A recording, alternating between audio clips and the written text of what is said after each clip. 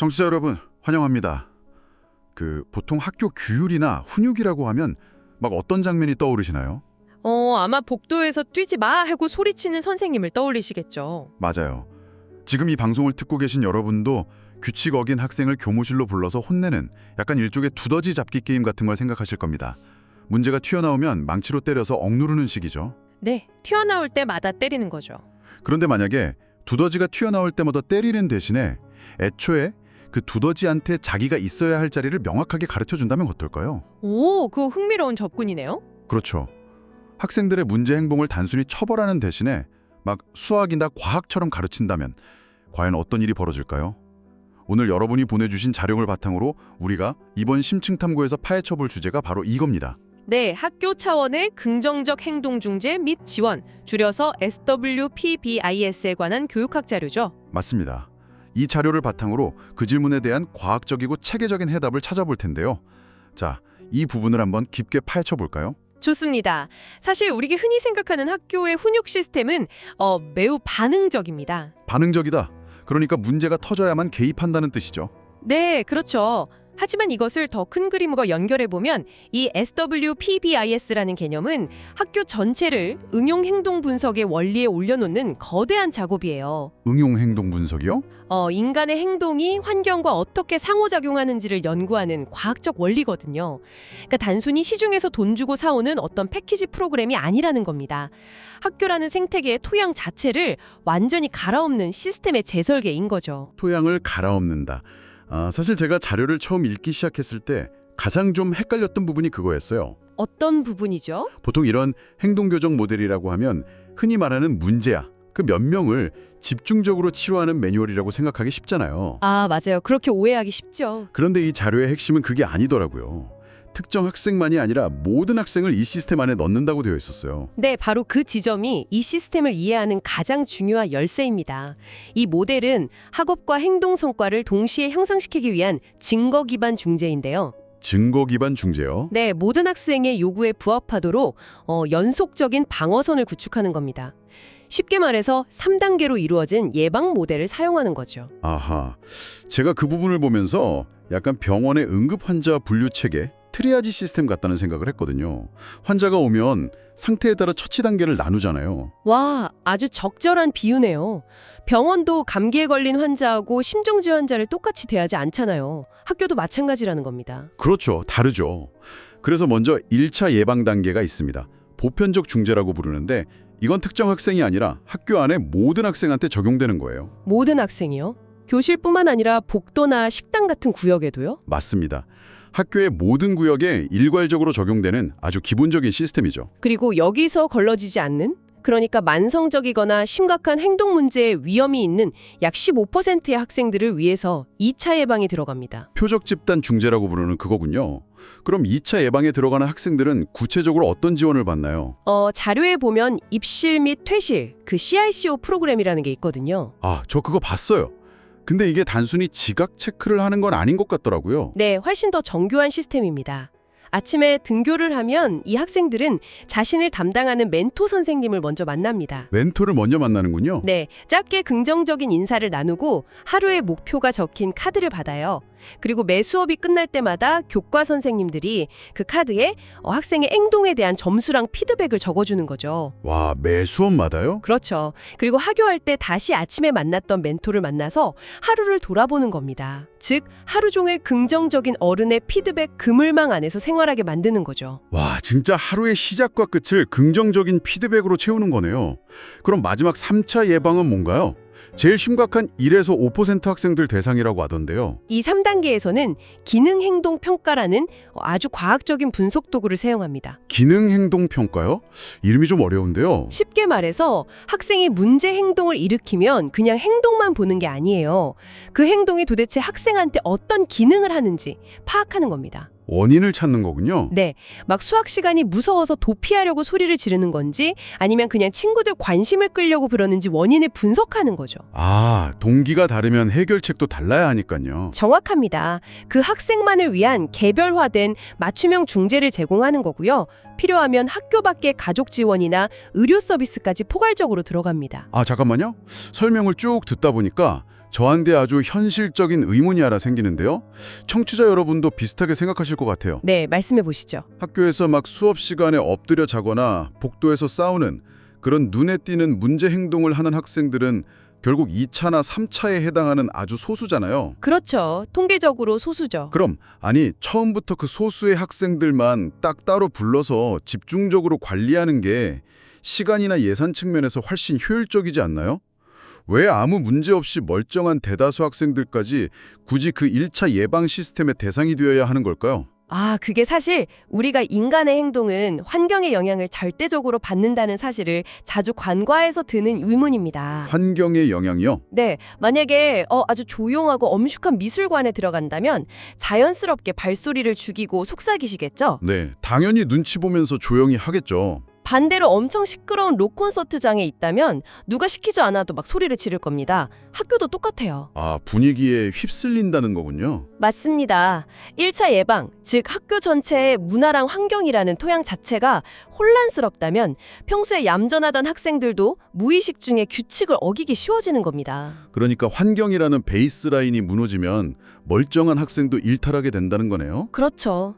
1차 예방으로 긍정적이고 예측 가능한 환경을 탄탄하게 다져놓지 않으면 2차나 3차 중재가 필요한 학생 숫자가 막 폭발적으로 늘어납니다. 소수였던 문제의 학생이 엄청 많아진다는 거군요. 네, 15%가 아니라 막 30%, 40%가 문제 행동을 일으키게 되면 학교의 한정된 자원으로는 도저히 감당이 안 되거든요. 그렇겠네요. 그래서 100% 학생을 대상으로 하는 그 1차 보편적 중재가 시스템 붕괴를 막는 가장 중요한 방어선이 되는 겁니다. 와, 결국 정처적인 물을 맑게 유지해야 그 안에서 정말 아픈 물고기들을 찾아내서 치료할 수 있다는 얘기군요.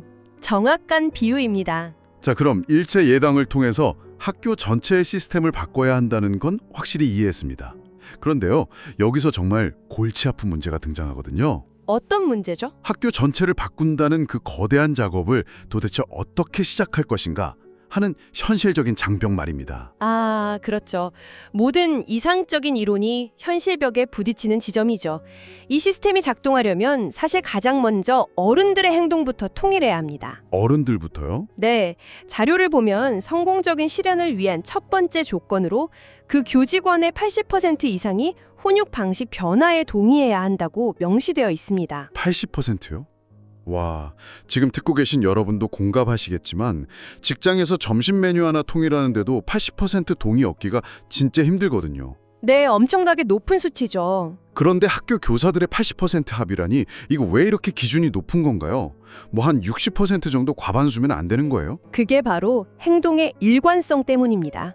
학생들은요, 환경에 아주 미세한 균열도 귀신같이 찾아내거든요. 눈치가 빠르니까요. 맞아요. 만약 60% 선생님들이 긍정적으로 가르친다고 쳐도 나머지 40% 선생님들이 예전처럼 소리 지르고 벌을 주면 학생들은 혼란에 빠집니다. 어떤 선생님 앞에서는 괜찮고 어떤 선생님 앞에서는 안 되는구나 이렇게 생각하겠네요. 네. 그래서 80%라는 수치는 학생들 입장에서 학교 전체의 공기가 확실히 바뀌었구나 하고 체감할 수 있는 일종의 임계점인 셈이죠. 확실한 티핑 포인트가 필요한 거군요. 그럼 힘들게 80% 동의를 얻어서 PBIS 리더십 팀을 구성했다고 쳐보죠. 네. 근데 이 팀 구성에서도 무조건 포함되어야 하는 아주 핵심 인물이 따로 있다면서요? 네, 바로 교장이나 교감 같은 학교 행정가입니다. 단순한 참여가 아니라 아주 적극적인 리더십이 필요해요. 저는 오히려 열정 넘치는 평교사들이 주도해서 이끌어가는 게 현장감 있고 더 좋지 않나 생각했거든요. 자료에 나온 실패 사례를 보시면 그 이유가 명확해집니다. 어떤 학교에서 열정적인 선생님들이 팀을 꾸렸는데 행정가가 빠져 있었어요. 결과가 어땠나요? 선생님들이 이 시스템을 기획하고 회의할 시간을 그 시간표에 배정을 못 받았고요. 보상 시스템 운영할 예산도 지원받지 못했습니다. 권한이 없으니까 현실적인 벽에 부딪힌 거네요. 네, 리더가 행정적이고 재정적인 지원으로 길을 뚫어주지 않으면 평교사들 열정만으로는 절대 불가능합니다. 시스템이 굴러가지 않아요.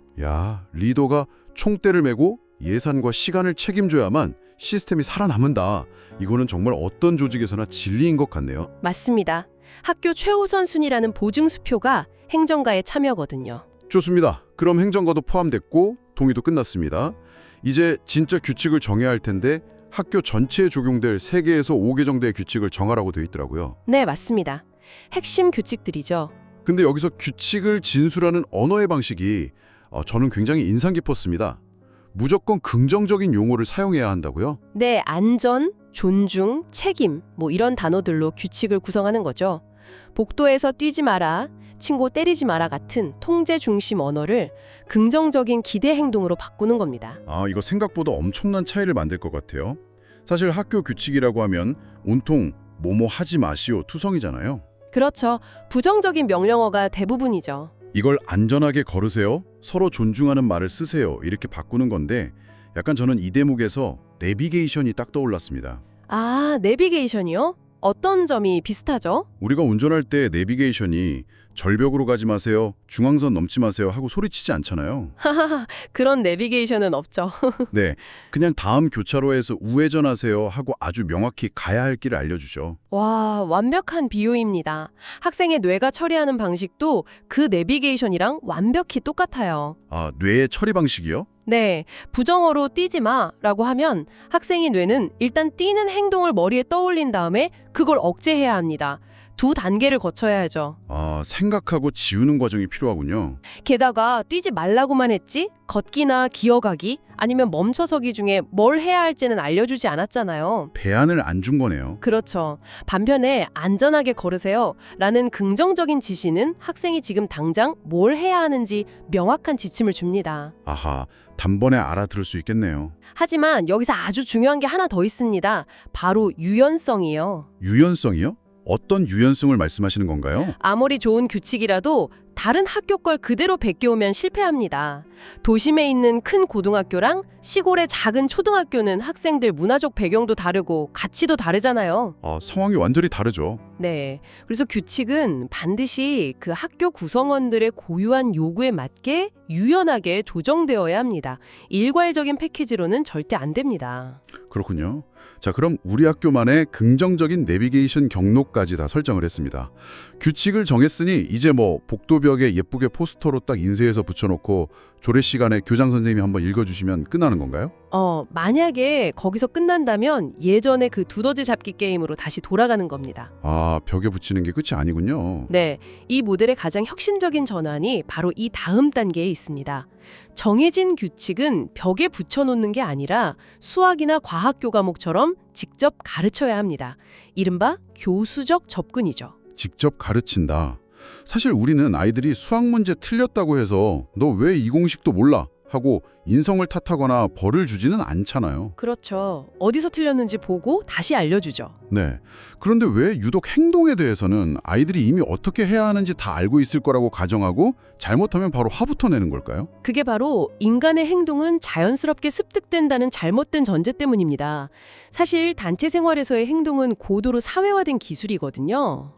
본능이 아니라 기술이다. 네.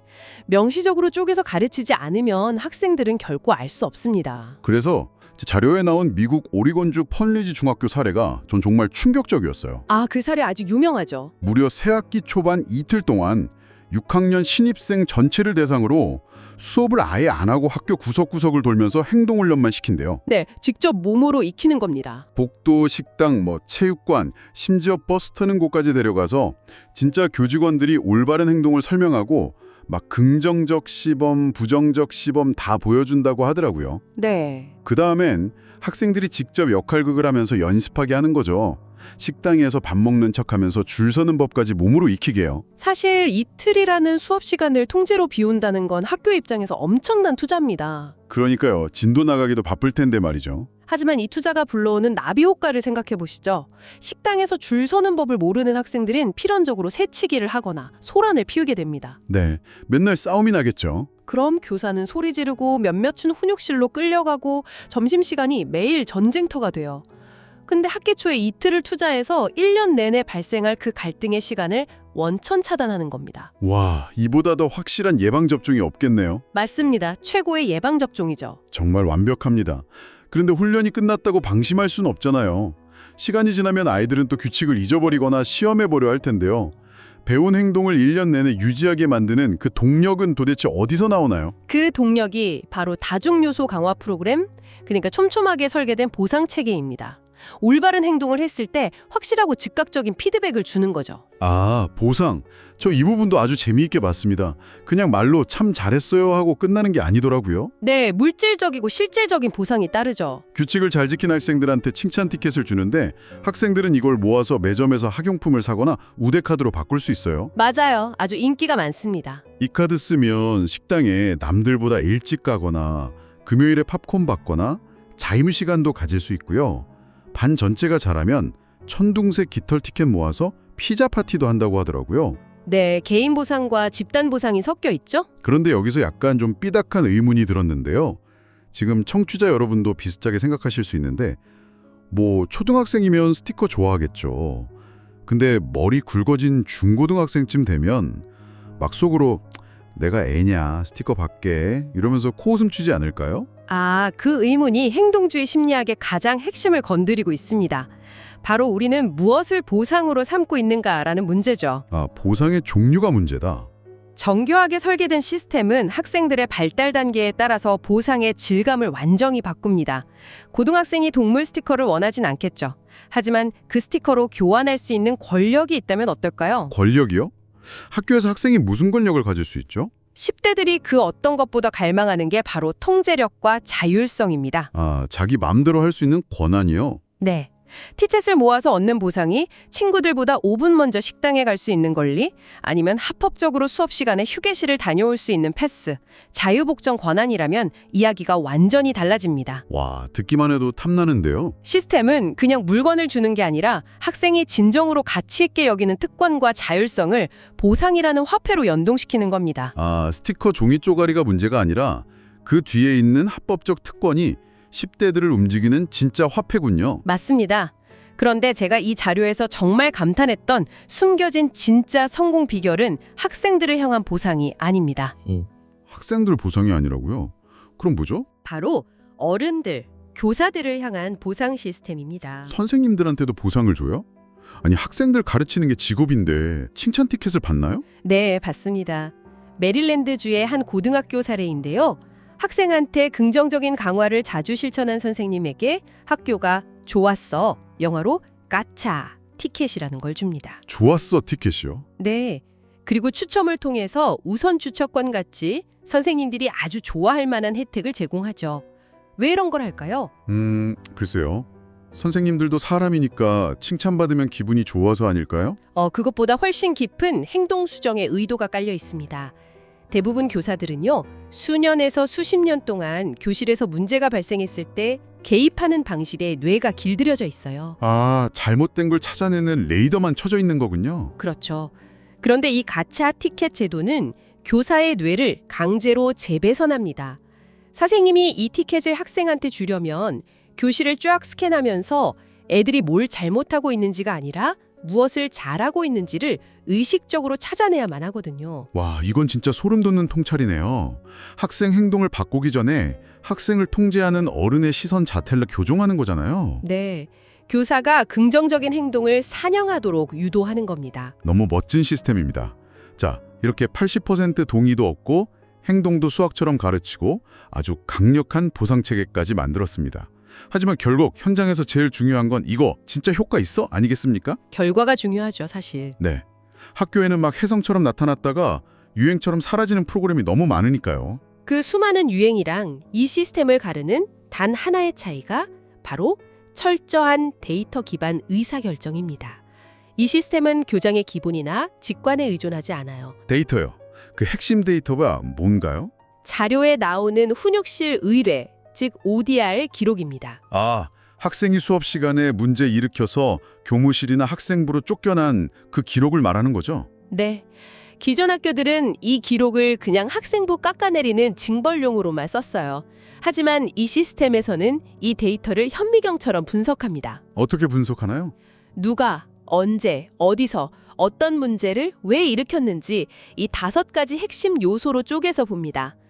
예를 들어 매주 화요일, 목요일 점심 직후에 2층 식당 앞 복도에서 특정 학년 남학생들끼리 싸움이 집중된다고 가정해보죠. 아, 예전 같았으면 교장 선생님이 방송으로 요즘 학생들 버릇이 없다, 폭력은 안 된다 이러거나 학생부 선생님이 몽둥이 들고 순찰했겠죠. 하지만 데이터는 전혀 다른 해결책을 줍니다. 폭력의 원인을 불량한 학생이 아니라 구조적 결함으로 보는 거예요. 구조적 결함이요? 네, 화요일과 목요일에 그 구역 동선이 꼬인다거나 관리할 교사가 부족하다는 게 진짜 원인일 수 있거든요. 그럼 학교는 번을 주는 대신에 식당 앞 동선을 분리하거나 교사를 한 명 더 배치하는 식으로 핀셋 처방을 내립니다. 와, 환경을 살짝 비틀어서 문제 행동이 일어날 확률 자체를 없애버리는 거네요. 감정 싸움이 사라지고 진짜 스마트해집니다. 그렇죠.